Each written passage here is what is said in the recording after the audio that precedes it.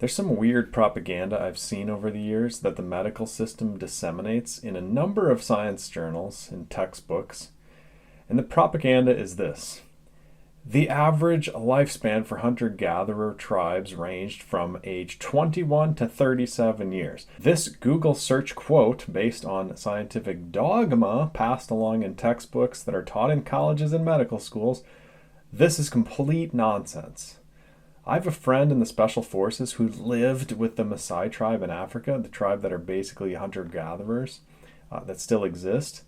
And this guy lived with this tribe for over 1 year. And the Maasai are the carnivore diet tribe, in case you've heard of them. But anyways, there are plenty of people in that tribe that live past age 80.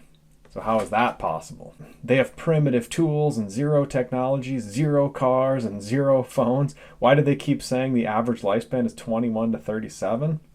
First, here's how they come up with these numbers. A lot of infants or young kids die for various reasons. Your kid gets eaten by a croc or bit by a puff adder snake in Africa. I have kids, by the way, and they're always sticking their hands in some sketchy places, and they explore their spaces. These adder snake bites will literally kill a kid within a few minutes. The point is, if you have a 1-year-old who dies of a snake bite and an 80-year-old person that dies of natural causes, you now have an average lifespan of 40 years. But we still have a person that lived to age 80. But modern medical systems push out this hunter-gatherers lived a super short life narrative, and they push it strongly, kind of like carrots are good for your eyes. It's something we've all heard, but they push this short lifespan narrative because they want you to think that they are the fairy godmother of longevity. They want you to think pharmaceuticals and vaccines are miraculous. Those things are making you live super long. They're necessary. They deserve tons of government funding. Not interested in a salad? Bibbidi bobbidi bacon!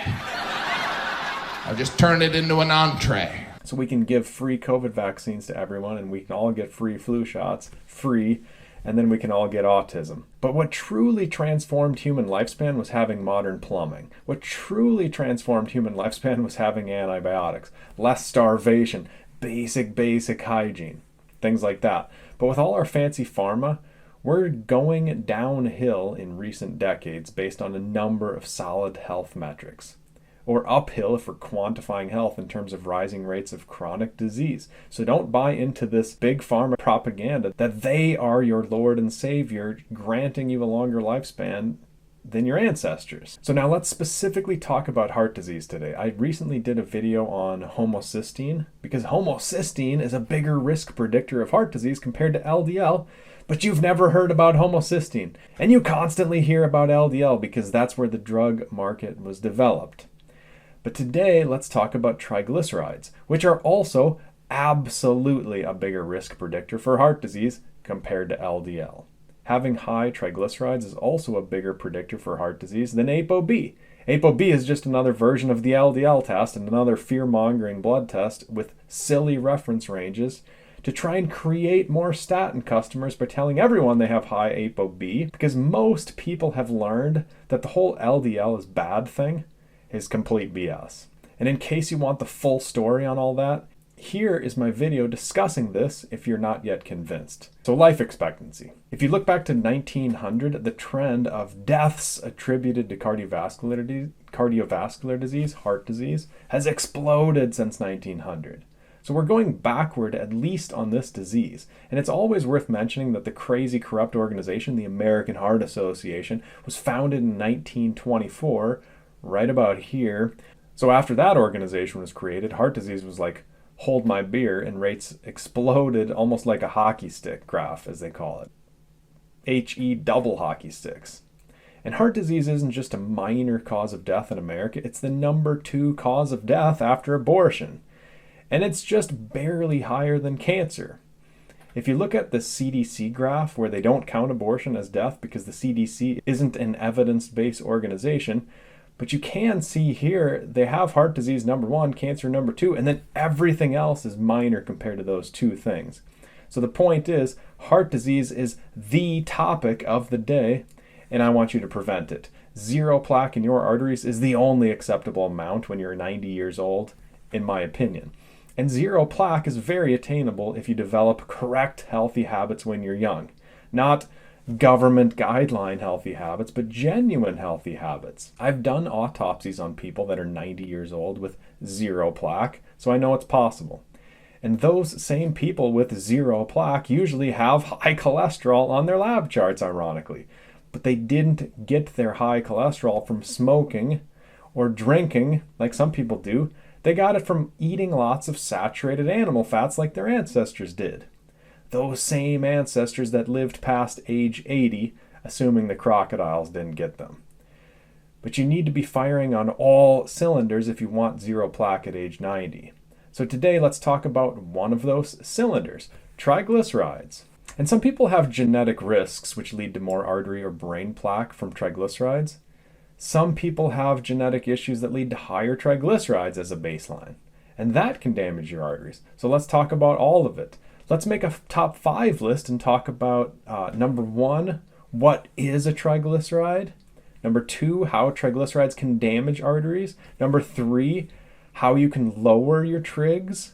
The most important question if they do in fact damage arteries at high levels. And spoiler alert, they do. Number 4, what is the optimal range for trigs on a blood test? Not the unscientific normal range that your doctor says is okay, but what is the optimal range based on actual scientific studies? And number 5, what are the specific genetic risks that people have relating to triglycerides? Okay, I know you are already mostly interested in how trigs damage arteries and how LDL does not, but let's start with number 1, defining a triglyceride. What the heck is a triglyceride? Well, if I hold up one finger, that would be a single fatty acid. DHA is an omega-3 fatty acid, for example.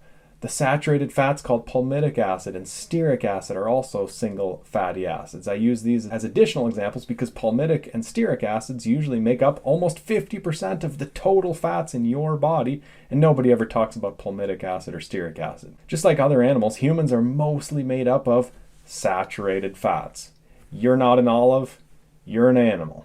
And we'll talk more about why this is important later, but for now, I want you to recognize that animal fats are optimal for you and your health, even better than plant fats, assuming you're burning fats for energy, for fuel. Again, more on this later, but let's get back to my middle finger. So that's a single fatty acid. If I hold up 2 fingers, that's called a diglyceride. Di means 2. If I have dinitrogen tetroxide, that's literally rocket propellant, like explosive stuff, and it has 2 nitrogens, di. Now, if I have a triglyceride, that's 3 fatty acids connected together, like 3 fingers connected together. Just like trinitrotoluene has 3 nitro groups, which is even more dangerous and unstable than rocket propellant dinitrogen tetroxide. Trinitrotoluene is also called TNT.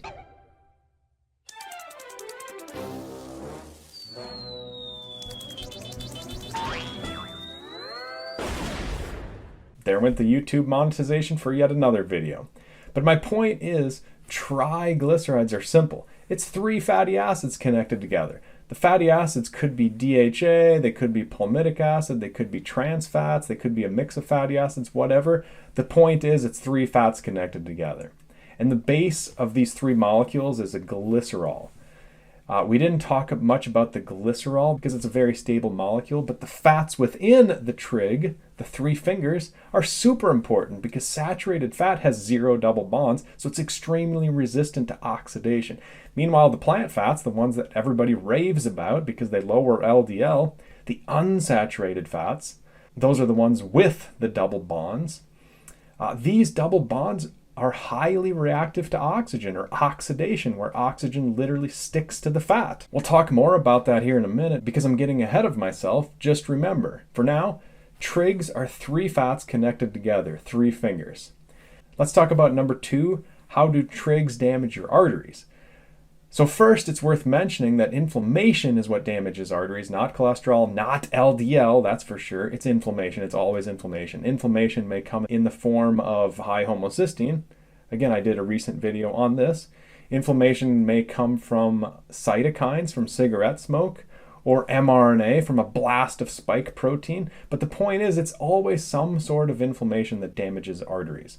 We always have a baseline level of triglyceride floating around our blood with all those red blood cells that carry oxygen. It's okay to transport some triglyceride, some of this triple fat. The problem is if we have too many triglycerides, mainly high, by the way, because we're not doing enough cardio. Let's be honest with each other here. You're not doing enough cardio, and if you're not moving your body sufficiently, you aren't pushing enough blood through your liver, which clears out excess triglycerides. Then what happens? Well, the triglycerides become oxidized. It's not the glycerol part of the triglyceride. Again, glycerol is a boring, stable molecule. It's the accountant or the lawyer or the person with the stable job. The fats are what become oxidized. They're the party animals, the unsaturated fats. And they react with oxygen from our red blood cells. And just like oxidized cholesterol, oxidized triglycerides are extremely damaging to your artery lining, the endothelial lining of your blood vessels and arteries. Here's something else interesting. I feel like oxidized cholesterol gets all the attention. People talk about it, people blood test it, people are aware of it. The medical system wants you hyper-focused on cholesterol, but triglycerides are more reactive to oxygen compared to cholesterol. Trigs are far more reactive. It's just basic organic chemistry. So you can have an awful lot of oxidized triglyceride before you get any oxidized cholesterol. And often your so-called bad LDL is just LDL with a bunch of oxidized triglycerides attached to it. So if you're checking oxidized cholesterol on a blood test and breathing a sigh of relief, you might be missing a hidden source of artery damage, oxidized triglycerides, which are slowly chipping away at your artery lining like a rust on a pipe, which is another literal example of oxidation damage. Furthermore, oxidation of the triglycerides, they get oxidized because they're just at too high levels or because they're sitting in your blood for too long. Oxidized trigs mess up your nitric oxide. They lower your nitric oxide. Nitric oxide is healthy for your arteries. It's a vasodilator. It opens up blood flow. Nose breathing improves nitric oxide levels, by the way, which is a different video we'll do, but nose breathing is good for blood flow. This study on the redirection of nitric oxide consumption found that NO, nitric oxide consumption, showed a direct correlation with plasma triglyceride concentrations, meaning when your trigs go up, your nitric oxide goes down, your whole body blood flow is impeded, especially if your trigs are chronically high. And most Americans have chronically high trigs. This is why when you dig into the research, especially the studies that were properly normalizing to smoking and binge drinking and other damaging unhealthy habits, you find that TGs, which is triglycerides, predictive power for cardiovascular disease risk can surpass LDL in specific scenarios. Meaning if your LDL is high because you're eating a high-fat, animal-based diet, it's fine. But if your LDL is high because you're smoking cigs, it's indicative of a problem. So again, and this is a very bold statement because the medical system will crucify you if you say this publicly, if you're employed by a generic medical center that pushes vaccines and the like. When people do basic blood work, I personally am much more concerned about the high triglycerides than the high LDL, or what doctors define as high LDL in order to scare people into using statins. I said this before and I'll say it again. With the studies on the screen, chronic smoking raises LDL, so it makes LDL look bad. Binge drinking raises LDL. So binge drinking gives LDL a bad rap. LDL often, but not always, indicates bad lifestyle choices. That's the confusing problem for people that lack nuance or they want to sell you cholesterol-lowering drugs. Peter Attia. In fact, even psychological stress raises LDL. So doctors and life insurance companies love LDL on your blood test because it's legitimately associated with certain unhealthy habits that people have based on non-normalized large-scale population studies where they weren't intelligent enough to remove the confounding variables like smoking. Or they did it on purpose to push more pharmaceuticals in many cases. Anyway, these unhealthy habits, like binge drinking or smoking, they're legitimately bad for health. So LDL often gets blamed for the problems that smoking caused. Or LDL gets blamed for the problems that binge drinking alcohol caused. But remember, LDL is predominantly just a fat transporter. I've done a video on this if you're interested.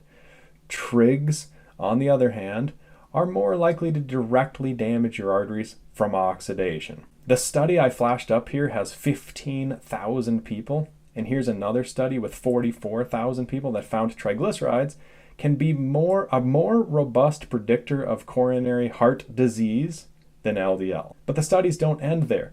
We have a review here that even when people lower LDL with statins, they still have persistent residual cardiovascular disease risk, that's CVD, and they suggest triglycerides' causal role in cardiovascular disease may outweigh LDL cholesterol's contribution.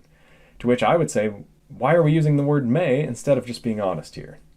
But the studies don't end here. We have a Mendelian randomization study looking at genetic SNPs from 86,000 people. It's called New Study Gets to the Heart of Trigs' Role in Coronary Disease. And once again, triglycerides' atherogenic potential may exceed LDLs, particularly when considering the impact of triglyceride-rich remnant particles, meaning LDL is sometimes simply full of oxidized triglyceride. But the LDL is getting blamed for the damage the oxidized LDL does, all oxidized with all those triglycerides in those cases. And I could show you other studies, but I don't want to make this boring. The major point is, even though your modern medical centers won't allow you to say triglycerides are far more important than LDL in terms of heart disease risk, I think it's more than justified. But when you say things like this, you're butting up against literally 50 years of trust the science dogma. And just like vaccines, cholesterol is a religion for some people, especially vegans, because a vegan diet lowers cholesterol. So they want to put that up on a pedestal and say, see, LDL is bad, but we found a way to fix it. And speaking of fixing things, let's talk about number 3 on the top 5 list. How do you lower your triglycerides? I'll keep this one simple and say less carbs, more cardio. It's one of those two things. Ideally both for most people. It's less carbs, more cardio, keep it simple. I'm not here to answer all your questions about why less carbs and more cardio lowers triglycerides. It just does. It works. And I'm kidding. I'm absolutely here to answer all your difficult questions. And it wasn't that funny, Thomas! Cardio is easy because it simply moves more blood through your liver, allowing your trigs to get cleared out or burned for energy. But why less carbs? Why would eating less carbs and eating more fat lower your 3-finger fats? Well, it's basically because high-carb diets promote insulin resistance, which increases the conversion of sugar into triglycerides via the LPL enzyme. Your body is basically taking carbs and turning them into trigs, and ironically, it doesn't do that with a high-fat diet because your body transports the fats around on LDL and then burns the fats for energy. It burns those long fatty acid chains down to little tiny ketones, which is shown here when you're on a low-carb diet or when you have metabolic flexibility. And yes, research studies clearly show this. When you give rats a low-carb diet, their triacylglycerol, which is a synonym for triglycerides, it goes down. They feed them fatty red meat and it drops their triglycerides. This is big. Don't gloss over this point. It's always the carbs that cause the problem, it seems. If you want to read some of the human studies, I would recommend this review on dietary carb restriction, where they talk about continued stimulation of insulin can lead to an anabolic state that favors trig synthesis over lipolysis. Meaning when you eat a bunch of carbs, your body is busy turning the sugar into trigs instead of burning fats, which is what happens when you eat fats.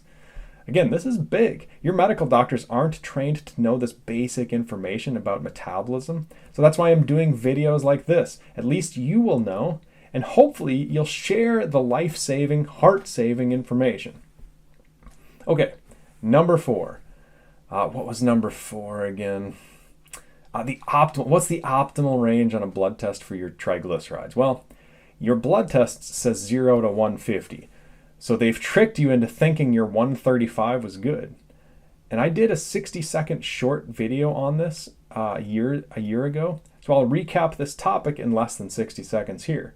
Total cholesterol is HDL, LDL, and triglycerides. For most people, as long as your total cholesterol is 180 to 280, you're doing amazing. The triglycerides, on the other hand, are best kept low. That's legit. The US government guidelines say below 150 for adults is healthy, and 90 for kids because they have a higher metabolism and tend to be lower on average. But I think that 150 number is a joke. It's based on average Americans. One study with 15,000 people showed clearly that you should be around 85 or less, or your predicted cardiovascular disease risk goes way up. This study is crystal clear and is sufficient in my opinion, but another study with about 4,000 people found normal trigs are associated with systemic inflammation, and lower fasting trigs are more optimal. You see this in other major studies also, specifically pointing out 89 here in people with pancreatitis. I usually say 85 is optimal simply because that's easy to remember, and it's the same optimal number for fasted glucose, which I've done a video on. Finally, just as a side note here, don't eat before a blood test or you'll get a crazy high number on your triglycerides, and don't train super hard in the gym the day before a blood test either. Same issue. Never do a non-fasted blood test, or the doctors will want to put you on lifelong medication. Even though they told you non-fasted was just fine, they'll still pressure you. Only do fasted blood tests and do them in the morning. The last point I want to make on this video, point number 5, is there are genetic variations relating to triglycerides, just like with everything else we talk about. And shocker of all shockers, you can do a DNA test, use an alias when you register your DNA kit, but it's less than $100, and they test around 700,000 SNPs, which is phenomenal with MyHeritage or Ancestry.com or other companies. And it's a one-time test. That's why 23andMe went out of business. It's a one-time test for your whole life.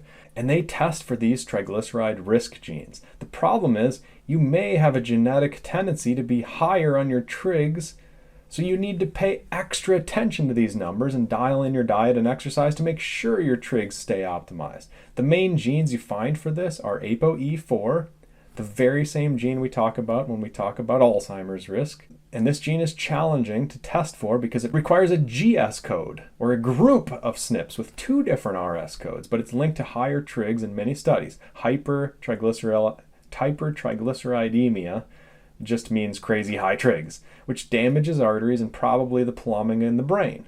Interesting, the same study that identified ApoE4 as a problem found RS328, which is called the LPL gene.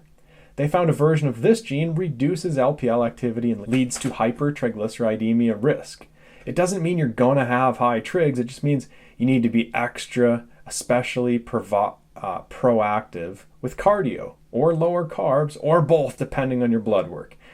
And always keep in mind, age makes it harder to stay healthy. Age amplifies your trigs because age amplifies insulin resistance after a lifetime of too many carbs. There are several other genetic risks, which I'll include on my screen here, but I don't want to dive into all the details because it would bore most people. But everyone's talking about the MTHFR gene as if that's the only genetic risk that can cause health problems and requires proactive awareness. But in reality, there's a huge list of thousands of genes that can cause all sorts of weird risks, so I always recommend checking out AJ Consulting Company. And I'm not even going to dive into the genes that are involved in antioxidation or genes that help your body deal with oxidized cholesterol and things like that.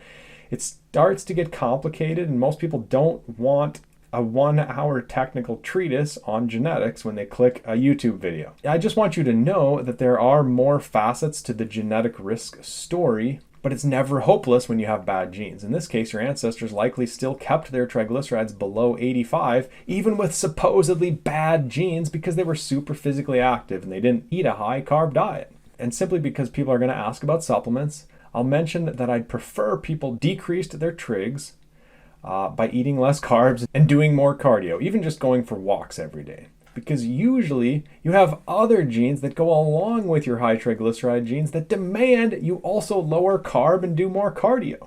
You have 25,000 genes from thousands of years of ancestry. You can't fix each bad gene with a different supplement.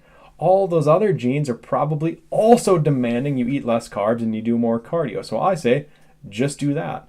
But if you want one supplement, my vote would be on berberine, simply because it lowers blood sugar, which is the root cause of the problem here. And in this study, they did 500 mg twice per day with meals and saw a 15 to 25% reduction in triglycerides. So it's proven to work. And yes, I know fish oil reduces trigs, but stop eating seed oils and you don't need to take horse pills of fish oil. I also know about curcumin and niacin, but again, stop making excuses for doing cardio and having less carbs. That's my opinion.